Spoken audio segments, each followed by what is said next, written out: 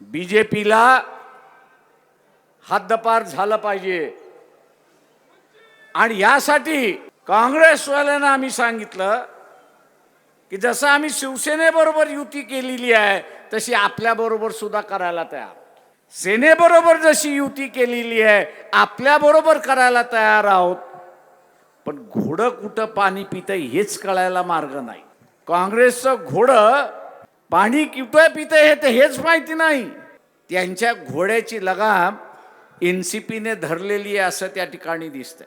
काँग्रेसच्या घोड्याची लगाम जी आहे ती एनसीपीच्या हातामध्ये आहे आणि माझ्या अगोदरच्या वक्त्याने सांगितल्याप्रमाणे तिरंगा एनसीपी आता भगवा एनसीपी झाले अशी असणारी परिस्थिती आहे. म्हणजे एनसीपीने कांग्रेसची भूमिका ठरवतात की काय अशी असणारी परिस्थिती आहे. नहीं, उनके स्टेटमेंट का मैं स्वागत करता हूं. अगर वो उनसे अभी तो बातचीत तो हुई नहीं है. उनकी इंडिया के जितने अलायंस पार्टनर्स है या कांग्रेस पार्टी भी है उनसे हमारी अभी तक कोई बातचीत ऑफिशियल लेवल पे नहीं हुई है.